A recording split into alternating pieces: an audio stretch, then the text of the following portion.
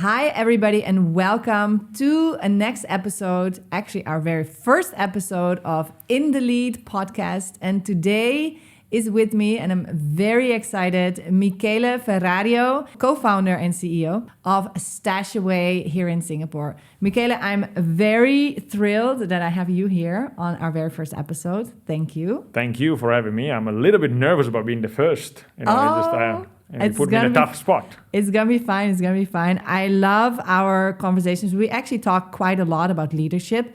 And you have been a leader for quite a while. So I look forward to learning from you, which is what we do in this podcast, on how do you lead in today's world where, you know, the word disruption comes up a lot. There's a lot of things happening, a lot of change, but also globalization. And I just really want us, our audience, but actually myself, I am curious for my own interest to learn from your stories and your experience. We can dive right in and, you know, to hear some of your war stories. What is a recent disruption that you have faced in your role now, or maybe in the past, that, and how did you lead through that? Like that was quite impactful. StashAway is now been running for 9 years. So we co-founded the company in 2016. So as you can imagine, while it's been a very, very positive story, and so far it's been great, and I'm very happy where we are, there has been some ups and downs. It's not been a straight line, as you can probably imagine. I can imagine. Many examples of kind of tough periods or difficult decisions. Maybe the most recent one, which would be obvious to people, is 2020. So we are a wealth management platform. We help people invest their money and do the right thing for them and for their family. Yes. And so while we try to help people do this with a very long-term orientation, we are a bit dependent on the market, meaning that when markets are doing well, people are happier. And so a business like ours tend to do better when things are going well in the markets. Yes. So 2022, people might recall, was a horrible year for markets. Yeah. And most importantly, was a horrible year both for the equity markets, stock market, as well as for the bond markets. Yes. Global equity went down 18% throughout the year, and global bonds went down 18% throughout the year. Wow. And that was, the combination of these two was actually the worst since 1935 or something like that. So it's like a once in 100 years type of event. Yeah, and globally, right? Globally, these are global numbers. Because what we do is we help people build diversified portfolios. That's our core product across asset classes. Obviously, the fact that equities and bonds so correlated in a positive correlated, but in a negative way, meaning going down together, obviously was not a great macroeconomic environment for us. Yeah. What added to that is that we are, at the time particularly, we were still in a very strong kind of a growing phase. We're about to launch three new countries. We had just launched one, we're launching 2 more. We were still looking for venture capital as a way to fund our operations. And what usually happens when equity markets are not doing well is also venture capital fund shuts. People just go on a wait and see approach. Yeah. In early 2022, when all of this was unfolding, we were in the, I think, difficult situation of deciding, whether we should change our budget and plan. And the budget and plan were very aggressive. Yeah. Was about, investing in marketing and building new products. And, we were a startup, growing fast, right? Yeah. But we were now facing a completely different macroeconomic environment. And so we decided to take some hard decisions. And we were actually, I think, one of the first one, if maybe the first one actually, in Southeast Asia to reduce our headcount. Oh, yeah. In May 2022. That was very early. That was an extremely difficult decision. And one thing that I always said I never wanted to do, in fact, we've been always very careful on hiring slowly. Yeah. But, we had to do some things. I remember this, yes. Yeah, that was not easy times. And also we reduced marketing very, very, very, very quickly. And because the goal we set for ourselves is being able to become profitable without raising ever money. Because the thought was, maybe venture capital will never open up again. Yeah. And so that was a very tough moment, difficult decisions, difficult communications, a bit of a change of approach and communication internally on, hey, we're growing, to, hey, we are growing, but we need to be careful. And unfortunately, that means that we need to be more prudent in how we manage cash. And that has impact on some of the team members. So did you also then not launch these 2 countries back then? No, we did launch the countries. We did not go very aggressive on marketing, etc. We launched a country because we were at the point in time, first of all, because we thought strategically we wanted to be in those countries. And so we were trying to take a longer term view. And secondly, because we were at that point fairly ahead on regulatory approvals. We are a regulated business. Yes. So and we were fairly ahead, and so it made sense to continue the regulatory process, launch, and then we decided not to be very aggressive until we could. Now we are actually now becoming more aggressive. Yeah. Like, 3 years later. I think what you discuss also illustrates this has been quite an interesting few years for founders because back in 2015 to 2018, 19, the sky was the limit and money was everywhere and we were throwing it. And now you had to sort of make a whole new change into, the founders now that are doing well are not in that same way of how people were basically throwing money at the business back then. And you can judge that, but there was also an expectation from the startup world, the VCs, that you grow fast, you're aggressive. And now that expectation has also changed, I feel. No, absolutely. Even at the board level. I mean, the biggest shift has been 2021 to 2022. So 2021 was what you would call irrational exuberance in the venture capital and tech world. The money was very readily available. Valuations were very high. In many instances too high. And then 2022, everything stopped. Right? Yes. It was very abrupt. Yes. And so I think board conversations, which, where you have founders and VCs also shifted very dramatically. The VC investors sitting in board went from saying, hey, you need to invest more, you need to invest more marketing, why this competitor more visible than you are, why you're not hiring fast enough, why you're not launching this country fast enough. So that was the conversation in 2020, 2021.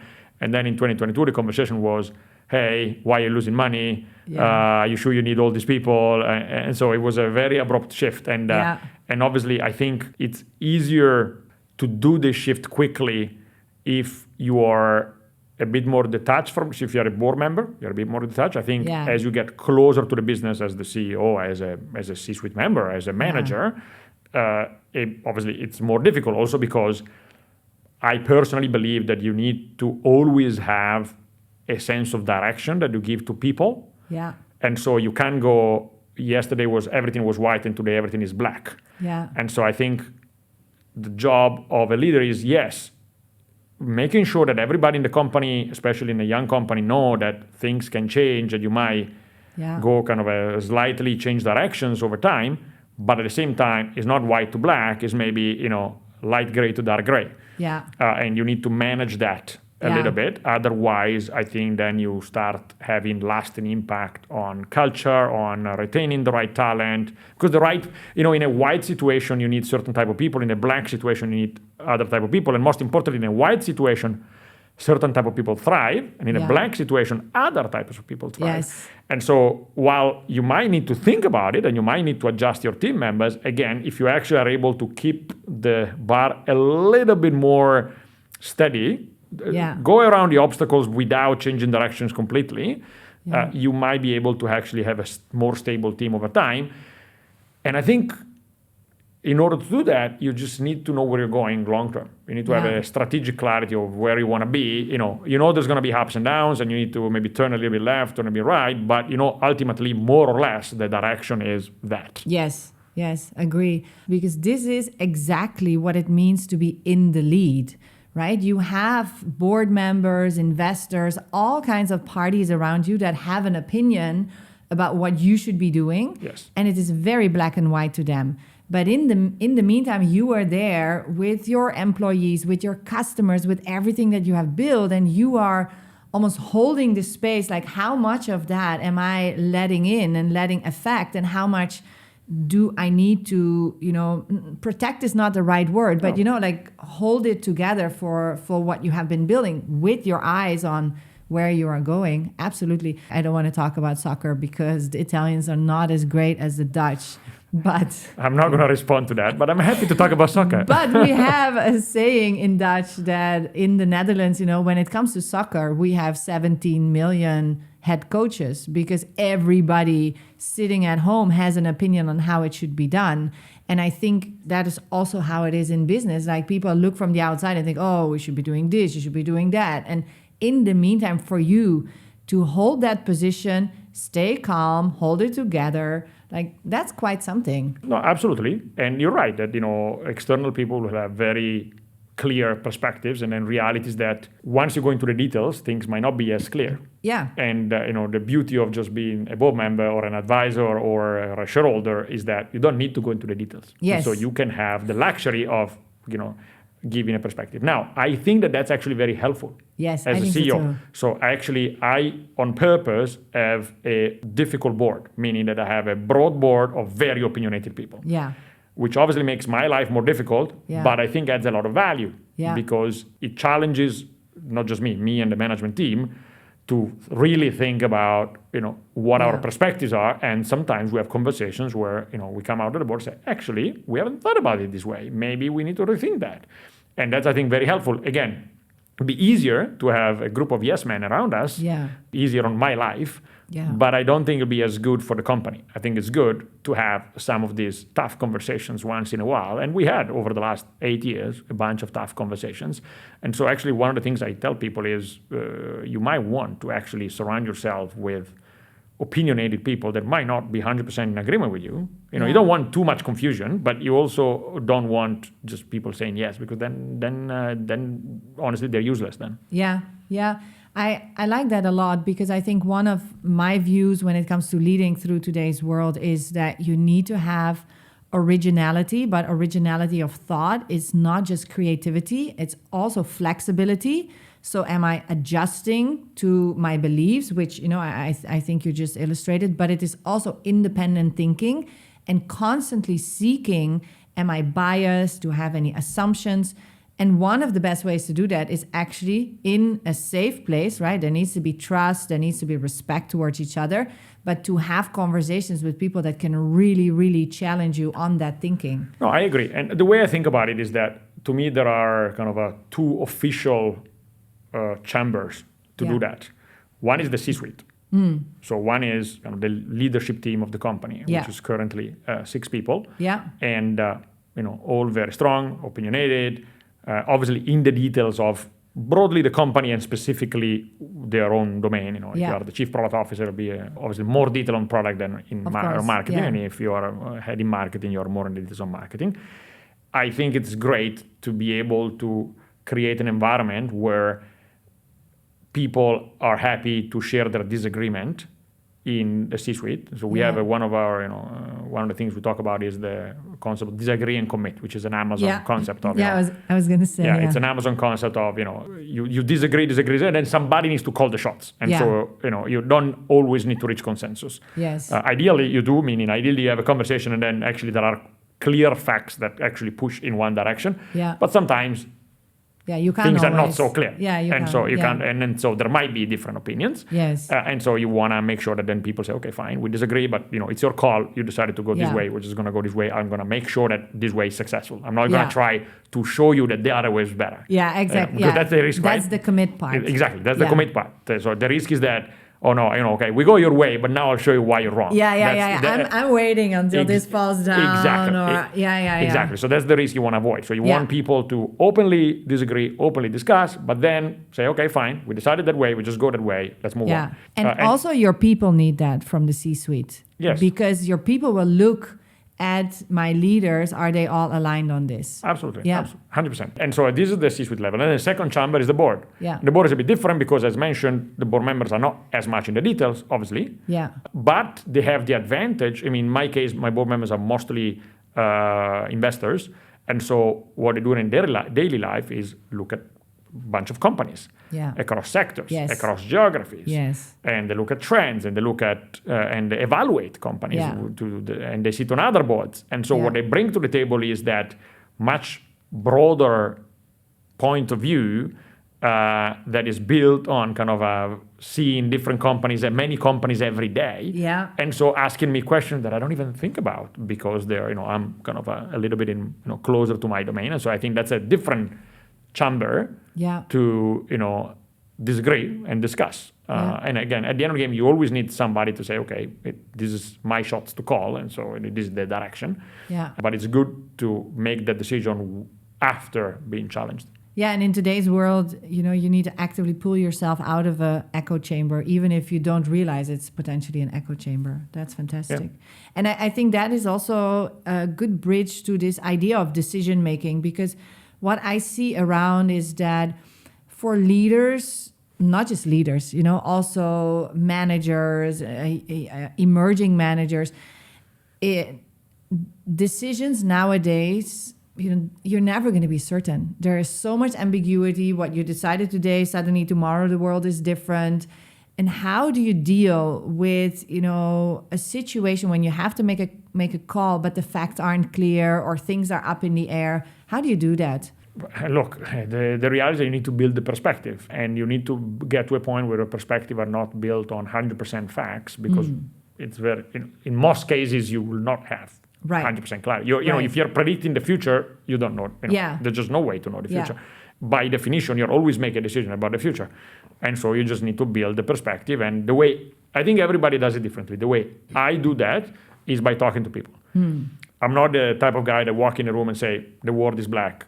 That's it. I always thought you'd be like that. No, definitely not. No, I'm not able to do that. In fact, when you introduce me, you called me the founder, and then say co-founders. Co-founder. And that's to me incredibly important. I don't think I would ever be able to be a solo founder just because I need that kind of ability to talk about things with people.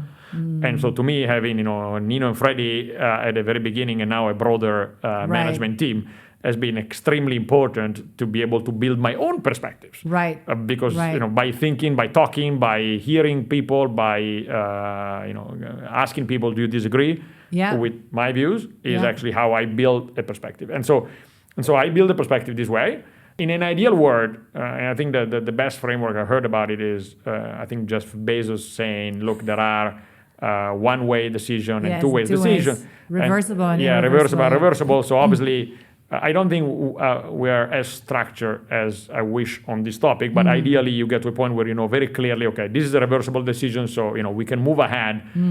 Once we know 65% probability that we're convinced 65%, 70% probability, while maybe the irreversible you want to be 90% convinced or 95% convinced. And I think that's a good framework to think about. I don't honestly use that framework in a very structured manner, but maybe informally we do, meaning it's pretty clear which decisions are irreversible and which one are a bit easier to reverse. Yeah, and I hear some leaders also say the more I can convert the irreversible to smaller reversible, because any big decision is quite often just a compilation of a lot of small decisions that also brings a bit of flexibility in. Yeah. Do you evaluate these decisions that you make with hindsight? Like, do you like go like and say, oh, we took that decision. Have we learned anything from that? Was that, or you just like commit and never look back? More of the second. So we just move ahead, and then obviously if we need to change the decision, we change the decision. But I don't think we go back. We don't have a process for big strategic decision to go back and say, okay, what if we did something different? Right. Also because in most cases, as you mentioned, it's actually a series of things. Yeah. It's not one big decision. So I think it's not so easy to just distill that specific decision.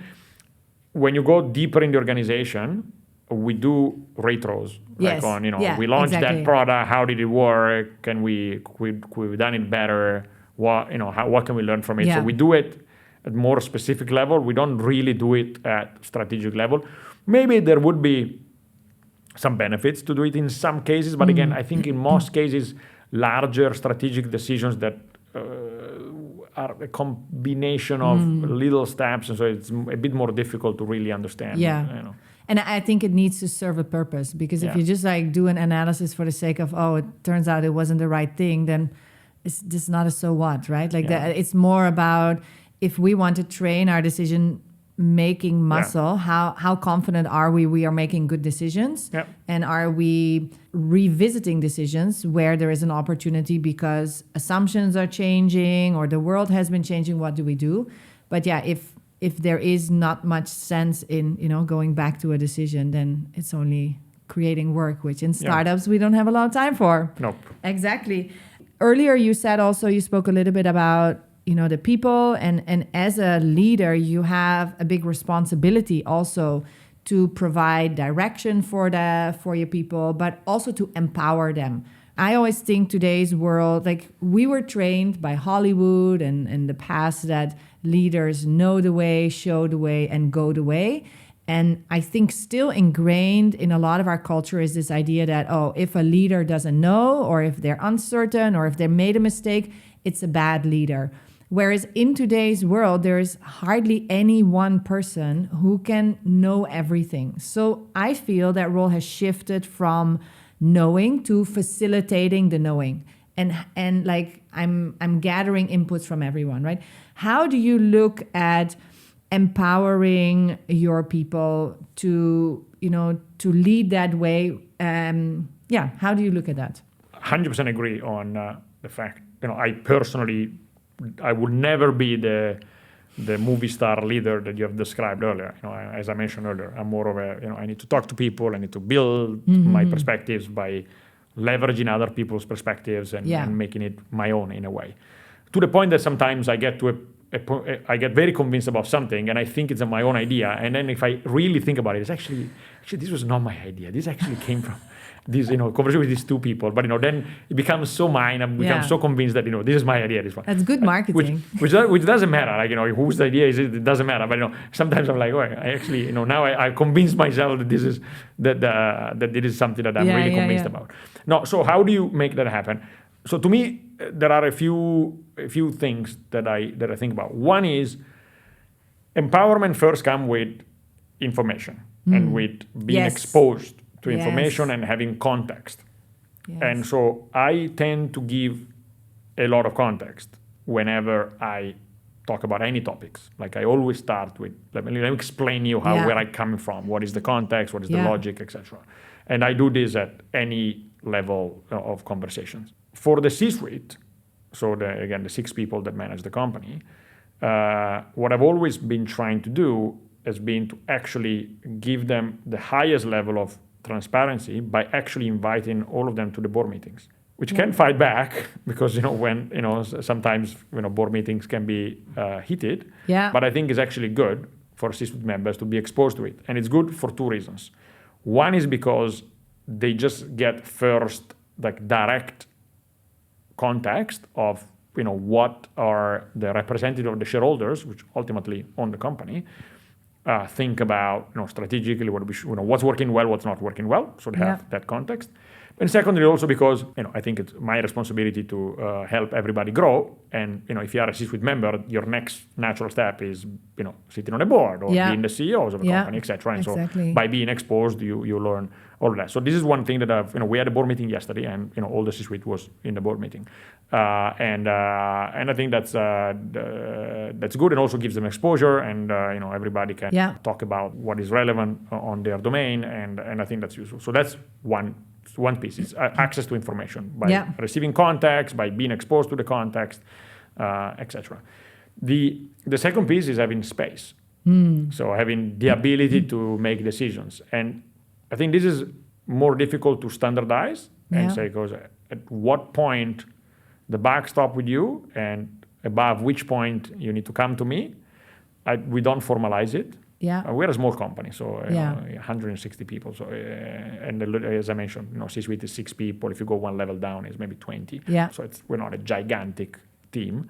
So maybe it's easier for us. So we don't formalize, person A can make decision of this nature, but then needs to go to the manager for the next decision. But, I think giving space for decision making, especially for reversible decision, I think it's important because otherwise if people always are trained to come to you and say, hey, what do you want us to do? They'll never learn to make a decision. And you become kind of the slave of decision making, like you become the... then it all comes back to you. Exactly, which I don't think is right. I'm not a big fan of that. I think that is the most downloaded, most read Harvard Business Review article is about the monkey. Have I ever told you this? The monkey on the shoulder? I've heard about it, but I don't think I read it. Oh, it's fantastic. It is exactly what you're saying, but it illustrates it with a monkey that's been, every time you leave the final review or the final decision with you, people will come to your office and leave the monkey with you. And Yes. before you know it, you're sitting there with a whole group of monkeys and you are doing the work. And then the question becomes, are you working for them or are they working for you? The article goes in a lot of detail, but it is all about how do you feed the monkey and the person takes the monkey back. Okay. So in that specific moment, what as a leader can you give to the person who comes with a request, a question, or a bottleneck, so that it is enough for them to walk away with it? It can be regularly. It doesn't have to be like, I see you next month, but something. Because we often, and this is also what causes us to work until like 3 a.m. in the morning, because we have to work on all these monkeys that are still on our plate. Absolutely. And so, I haven't read it. I will read it. I will send it to you, And I think if I can put it on a framework, I talked about context. Yeah. I talked about empowerment. Yeah. Maybe the third piece is, you can call it, coaching or support. Yes. So, Yes. empowerment is one thing, but just leaving you alone is a different thing. So I think you need to empower while at the same time being there. Yeah. And that's usually a process, especially if you're working with younger people. Meaning Yes. that, you can't expect a person to just be completely on their own. You can there is too much empowerment. There is such a thing if you completely disappear. So you need to think step by step. So the way I would think about your original question is, I could have been more structured at the beginning. It's okay. You're forgiven. Is context, empowerment, and support or coaching. I think those are the three elements that allow people to then kind of make decision, grow, and lead. Coaching is a very interesting topic and theme, because what is really coaching, right? And when I work with young managers, we are talking about it's different from instructions. It is not telling. It's because coaching, a soccer coach that back to the fabulous Dutch soccer team, it's a lot of it is telling, but not all of them, but is what we assume, because when we're playing sports, when we're younger, we're told by the coach. And you move that to the workplace, and then people think, oh, now I'm a coach. Now I got to tell you and instruct you and motivate you. And I think there's a lot of misassumptions on that coaching. So what is coaching to you? I'm a practitioner. I'm not a. Are you have you done any coaching training? No, or any? You just this free format comes out of your. I have not. So I guess so. I don't have your book answer to what is coaching. Okay. Let me see where you can get to. What I'll tell you is, what I think is, to me, leading people, managing people needs to be coaching. Yeah. And the best way to do it is be there, provide feedback as often as possible, as transparently and clearly as possible. Ideally ask more questions rather than telling things. Yeah. Not always possible. I think you need to find the right balance between the two. Otherwise, if you are a coach by profession, you probably only ask questions. If you are a manager or a leader, you will find a balance between asking questions and telling things. I don't think that you can just ask questions all the time. So you can, help people, move people along. Yeah, it gets annoying at some point in time. Exactly. I think you need to find the right balance. And then it also depends who you're talking to. Is the person you're talking to a 24 years old fresh grad or a 45 years old person with 25 years of experience? Yeah. So I think obviously the approach needs to change. And is the person just joined the company, has been with the company for 5 years? And there are, context matters, right? Context matters and changes the way you need to think about it. But to me, it's about that. So, when you think about it from a manager perspective, what we do internally at StashAway is, every manager has one-on-ones with their teams on a weekly basis.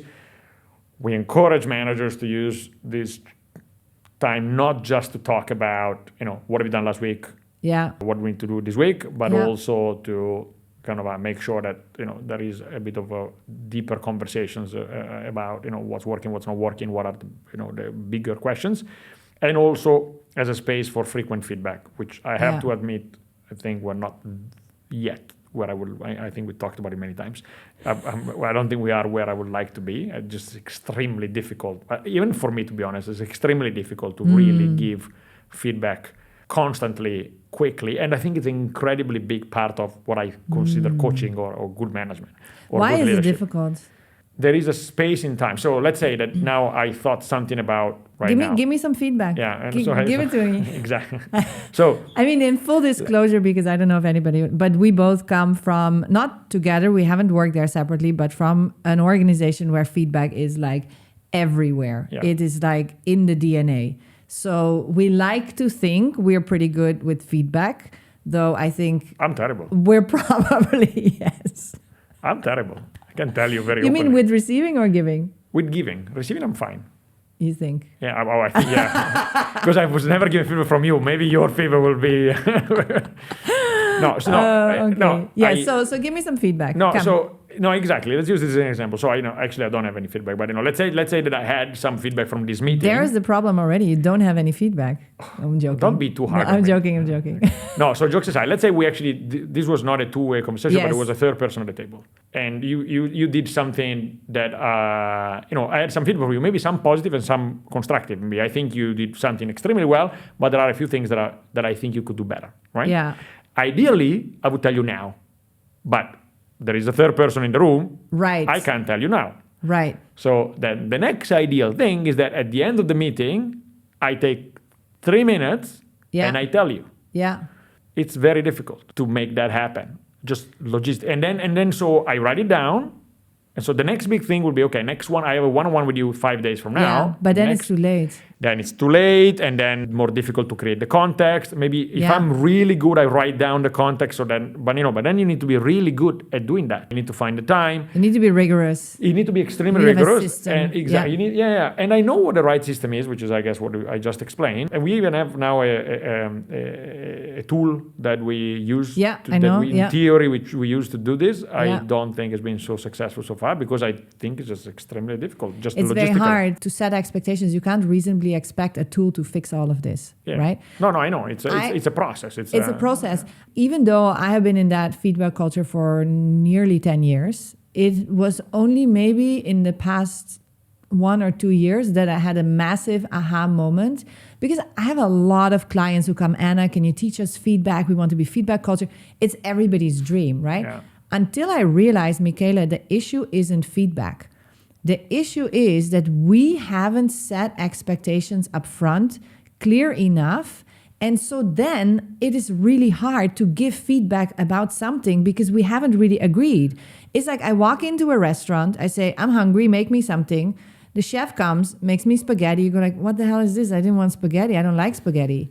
That doesn't work. And that's the context I was saying earlier, earlier about. So that's it's important. Yeah, but context is not enough. Like you need to have, and that's what you said, like some 45-year-old people, less, but every single person, no matter how senior, you need to have at least, okay, we're doing this. What is your expectation of my role in this? Absolutely. What's your expectation of, say, success, like definition of success? If I do this really well, what does it look like? You don't need to micromanage it, but if you give me a task, then we need to have a bit of a shared idea of success. And right now for this interview, it's kind of assumed like, oh, we're going to have a great conversation. Now, that's fine because that's okay. But if I wanted to have this really high standard and give you feedback afterwards, then I should have first come with you. Look, this is what I want to do. This is how I'm assuming this. This is what success looks like.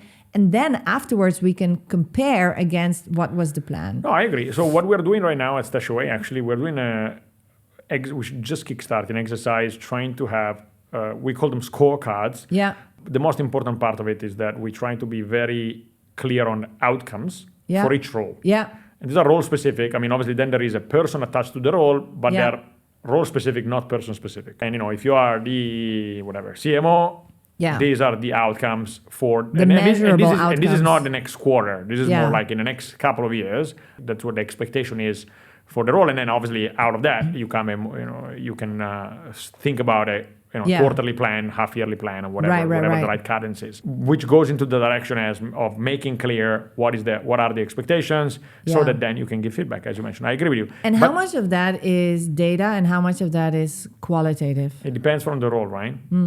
So there are some roles where it's easier to measure, and some roles where it's extremely difficult. Like engineering is extremely difficult. It's extremely hard, because we have a bias for the stuff that's measurable. Yeah, measurable is easier. It's easier. And I think the qualitative stuff is more difficult. And the reality is that I think I'm a very analytical person. Yeah. I like numbers, but I do think that there is a broad tendency to sometimes make up KPIs and numbers just for the sake of saying, oh, now I have an analytical measure. Yes. But then when you actually look at it, you say, look, but this doesn't make sense. Yes. So I'd rather have a qualitative measure that makes sense, even if obviously the measurement is not going to be perfect, than a made up number that anyway is going to always be made up. And so, and I think there is a big tendency to do I think it's a massive pitfall, because data gives comfort. Honestly, with my whole background in my first career, I did some sustainability stuff. And this is one of the reasons I left, because the whole sustainability discussion is converted into a CO2 discussion.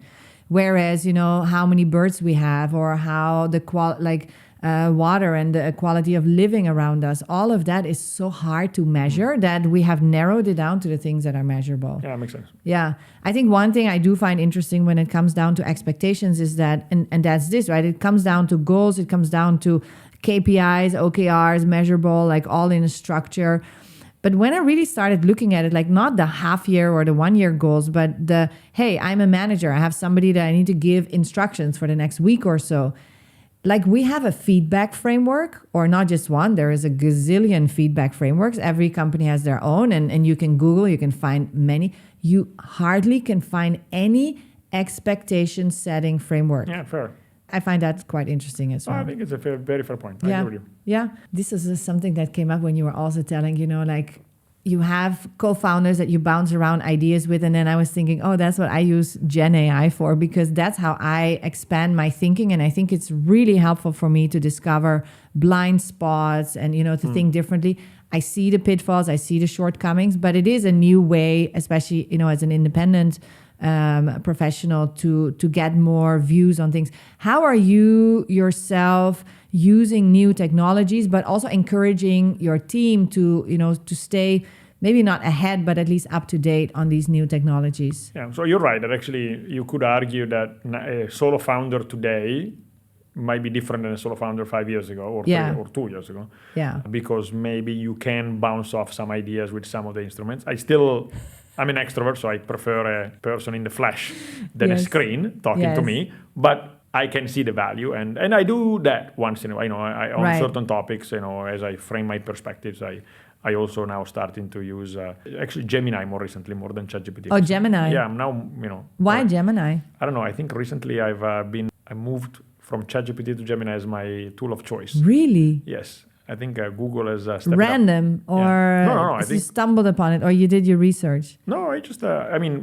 because it's now included in our Google plan, I started using it, and now I actually in some ways I actually think this is going to last 2 weeks, and then somebody else will come, right? So this is very moving. I think I lost trust in Gemini when there was one thing when they suggested a recipe and it had like some sort of like chemical peroxide or whatever in it, and I was like, okay, I need to work. I have trust issues. Yeah, no, I know, but these things change very quickly. Yeah, they change fast. So anyway, go back to your question. How do you encourage people to use the latest technology, which obviously right now it's artificial intelligence, right? Yes.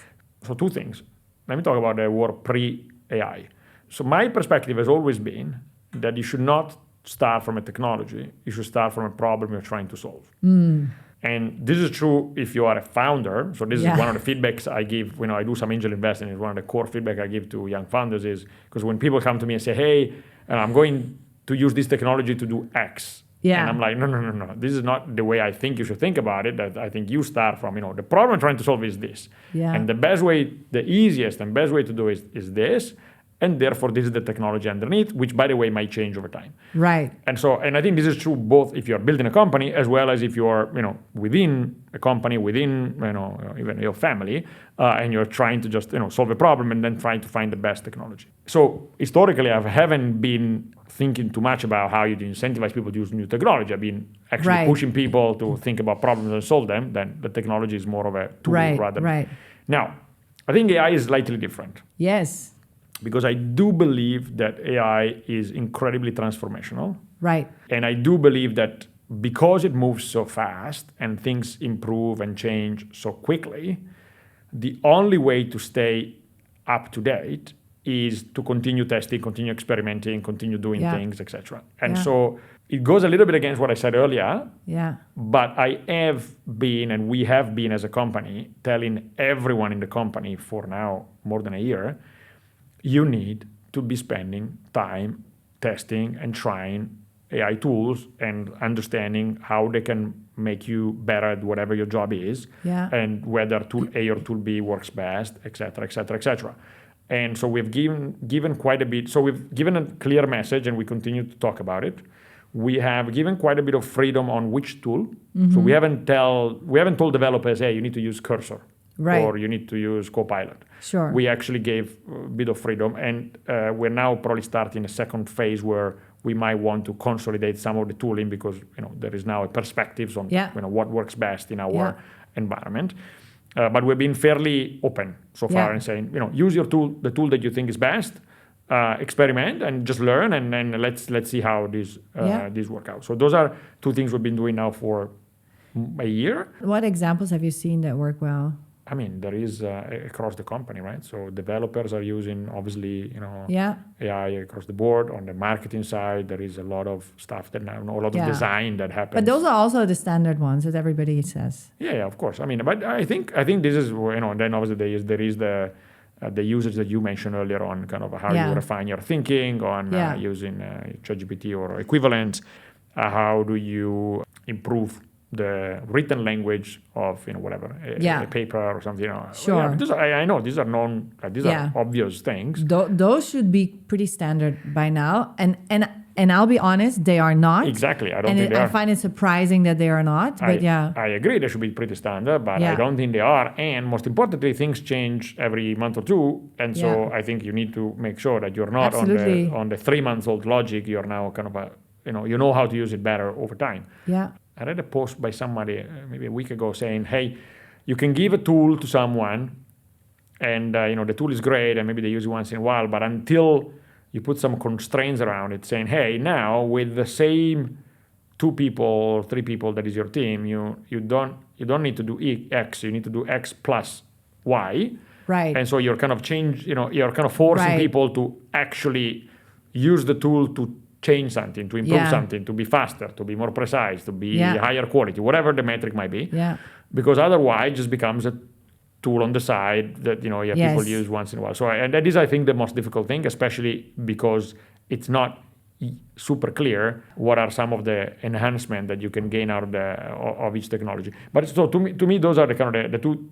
So if I want to make it a broader topic, so first is talking about it, making it clear that it's important for the company, it's important for you individually. If you want to have a job in 5 years, you need to know. Definitely. You need to know how to use the right tooling. Yeah. And so this is important, and we invest behind it. Second is the adoption of the tools and giving a bit of freedom, I think, to experiment and not pretending that at the top of the company we know exactly which is everything. a benefit of the startups, because that I see is really hard in, say, MNCs or larger organizations. Yeah.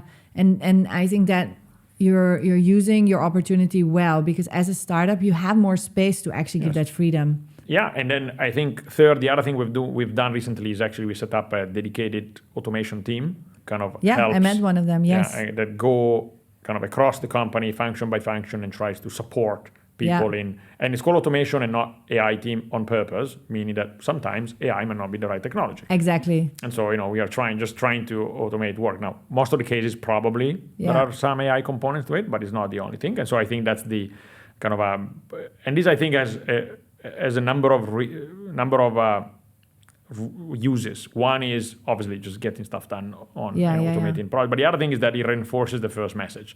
So if if you've been told, AI is important and you need to learn, and then at the same time you also have a specialist team come to you and say, to hey, help you. how can we do this? Obviously there is a strong reinforcement of how important this is, and it forces you to think about it. And it also might kind of fill some of the knowledge gap that people in certain areas might have, and not everybody is a technologist, right? And so you might need some support. So that's the other thing. And now the bigger, more complex questions is not around how AI changes individual work or functional work, but is how AI changes the way we serve clients. Yeah.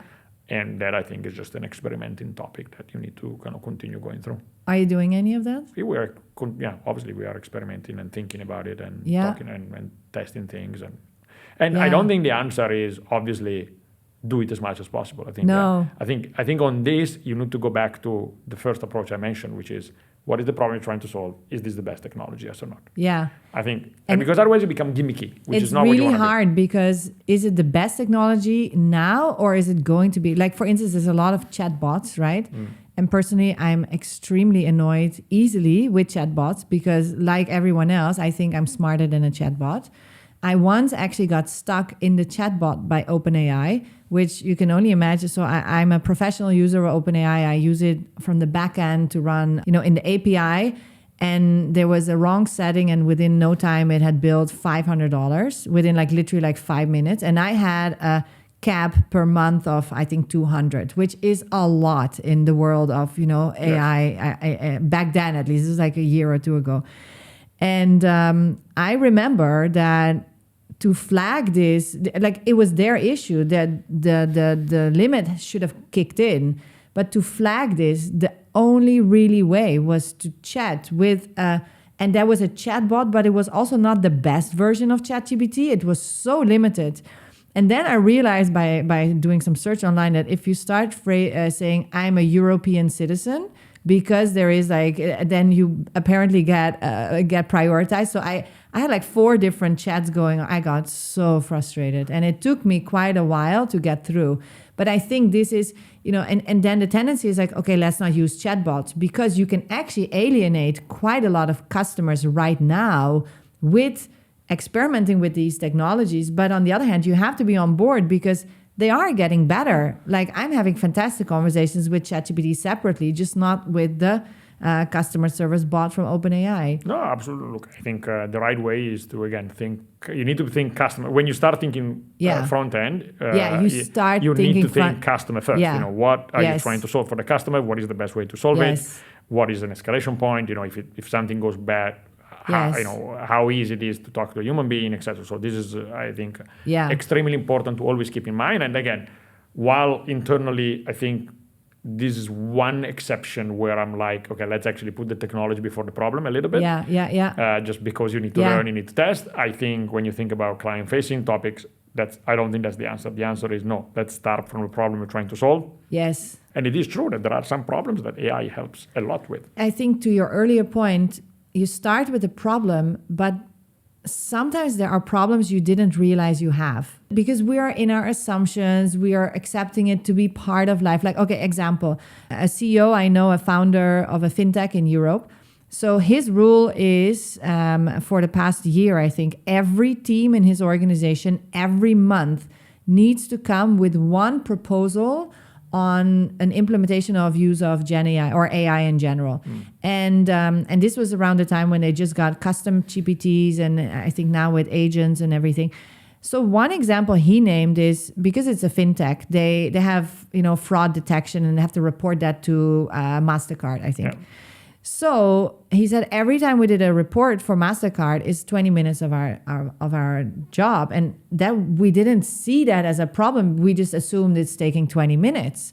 But because he forced every team to present to him every single month, he says, it doesn't matter how big or small, I need one use case in your team this month.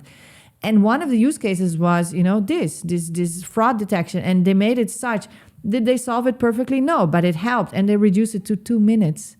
2 minutes. They didn't even realize there was a problem they had. This goes to what I said earlier. I think this is, to me, an internal problem. Yeah. This is an internal process. Yeah. So for internal processes, as I mentioned earlier, I do think that we need to text experiment. Yes. And I think the role of the automation team is exactly this. The automation team, we don't have fraud like we don't have a fraud team. Yeah, because but we don't do that. constantly But challenge. talking to all Yes. to all teams and saying, okay, where can we automate? So that's exactly the purpose of that structure. Yeah. But when you're thinking about clients' problems, Yes. I think you need to first identify the problem. Yes. And you do it by talking to clients. By talking to clients. And understanding what they're doing and looking at what they're doing. Yes. And that's how you do it. Yes. And then obviously, yes, you need to have a perspective. You want to be innovative. And in order to be innovative, maybe the most used example on the topic is nobody thought that we had a problem with blackberries. Yes. Everybody was extremely happy with blackberries. Nobody Yes. thought that this was not exactly. this was not. So I agree that sometimes on a kind of to innovate, you can't just do everything the clients ask you. Because if in 2006 Yes. you ask anyone, would you rather have a touch screen or a BlackBerry keyboard? 100% of people would have told you, oh, I love the BlackBerry keyboard. Yeah. And obviously that Yes. was the wrong answer. Yes. I use this in my growth mindset. Yeah, so I agree that if you want to innovate, sometimes you need to think outside the box, and sometimes you don't need to follow exactly what the clients are saying, but you need to. At the same time, you need to understand aspirationally what they're trying to do. Yes. Which I think Yes. Apple back then in 2007 had a very clear idea of what will actually improve because of this. People could not see it. Yeah. Because they didn't understand the technology, the technology was not available yet, etc. Yes. And so, but there was still a clear problem statement they were trying to solve, or a clear outcome they were trying to look for that the new technology would enable that people just didn't understand at the time. So I'm not saying that you can be completely innovative by just following what people or your clients say. Yeah. I think you need to then put a little bit of your imagination and your vision for the future and kind of connect the dots. Your clients are not going to tell you, written down, this is my problem, Correct. solve it. But that is also, just because Steve Jobs said they don't know what they want, I know what they want, doesn't mean that you shouldn't be talking to them. Because in order to Correct. know what they want, you have to really get to them. And this reminds me of a story when I was still a consultant that this is the same, like, and without any judgment, like, as a leader, you get so caught up in meetings and, you sit in your office and this person wants to speak with you and that person, and then somebody wants to do a podcast with you. And before you know it, the week has passed and you feel you've done a lot of important things. And then as a consultant, we were working with this leadership team. And I remember my colleague asked quite bluntly, the regional CEO, this was a medtech company, and he asked her and he said, yeah, when was the last time that you spoke with a client?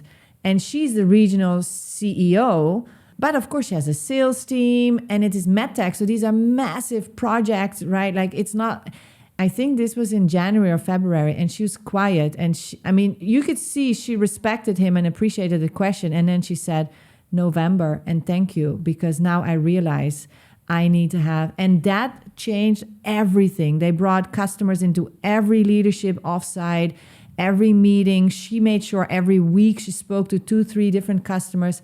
What a turnaround. But we forget about this because it is comfortable, to be where we are. Now I can ask you on the spot, when was the last time that you spoke with your customers? We had a dinner with 55 clients on 2 days ago, Tuesday night. Okay, at least I didn't put you embarrassed. Okay, No. wow. It's even more important than some of the people working in product, etc., talk to clients. Yes. But obviously, I also want to have my perspectives. Yes. And so I do make an effort on speaking to clients. Now, because we are a B2C business, in reality, I actually end up speaking to clients on Saturdays when I go and see my son play football, right? Just with the parents. And do people talk to you about using your product? Yeah. Like unsolicited? Like, oh, yes. hey, Michele, yes. And what do they say? Like, what kind of stuff? Oh, they say sometimes they say what they like, what they don't like. Sometimes they say, I also use this other thing, or, I have more of my money with the bank. And so I try to convince them why that's a bad idea. No, but jokes aside, yes, I do have some of these conversations. And so I get some of this feedback. That's amazing. So what did you learn from That's the benefit of having a B2C product, right? Yeah, so your clients are everywhere. It's the benefit, but it's also the downside. You can't go to any sports event of your kids without... but that's... It's okay, it's okay. It's fine. And what did you learn from your dinner, the 55 people? Any refreshing new thing, insights you didn't know? It was a very positive vibe, which I appreciate. Yeah. That's one of the things I'm looking for. We were specifically presenting our launch of private credit. And so this was a high net worth crowd because it's only for accredited investors. Yeah. And so there was a lot of conversation about the specific product, and I'm not going to be too detailed, but there was a few conversations about what else they would want. Oh, that's great. Yeah, exactly. I mean, that's, so there is a... So you have ideas. Yeah, correct. I mean, or validation of ideas. Validation of ideas, or something that we think we should do and something we think we should not do. And kind of, I use this to test it. If we did that, would you like that? If we did this other thing, would you like it? And this is obviously not statistically significant, right? These are just, a narrative that you build to build your to build your perspective. And I'm very cognizant of the fact that sometimes people say, look, we need to do a user test, and we invite 7 people, and now we make a decision based on 7 people, and I'm like, wait. Let's let's use that as a source of information, but let's put some brain on top of it, right? So I'm very cognizant of what is statistically significant data you can rely on, and what is input that you might want to. They call it like small data that informs you, but doesn't right away make you decide on it. Yeah. It's never a dull day, right? There's a lot going on, and sure, there's a lot of pressure, there's a lot of change, but it also makes it exciting. But I do think as leaders, it's important that we ourselves, because you're holding it together for your people and then, towards your investors and everything, how do you take care of yourself in this, being a leader in today's world? So I think everybody is different in this. So I don't think there is a rule. For me personally, I have 4 kids, as you know. And so... it's quite dynamic at home also. No, exactly. So what that... And we are very hands-on as parents. I mean, my wife way more than I am, but I in my free time, in practice, I do 2 things. I work and I stay with my kids. I don't do anything else. And I think it's very difficult when you are with kids to think about anything else. Meaning that, they will call you and it will come out very quickly, right? So you can't be on your phone, you can't be thinking about something else. And so actually, to me, that's a great way to just take time, brain time completely off, which I think actually enables me personally to, rethink topics and kind of make a step back and look at things from a distance. So I think to me, that's where I find the balance. And then, I try to eat healthy, do some sports way less than I wish, but it is what it is, and sometimes the mindset of like, it is what it is also being kind to yourself, right? And takes a bit of like, finding that balance. Yeah, and I know I'm right now in a situation where, with 4 kids and a young company to run. Obviously, I'm not gonna be able to do 1 hour of sport every day. Just doesn't. I can't play football every day or play tennis every day or go to the gym every day for an hour. It just doesn't happen, and it's fine. Yeah, and it is what it is. It's fine. It's fine. Good expectations. Fantastic. Wow, it's been so insightful. Thank you for being here. Thank you, Anna. It's been I learned a lot. No, thank you. Thank you for having me.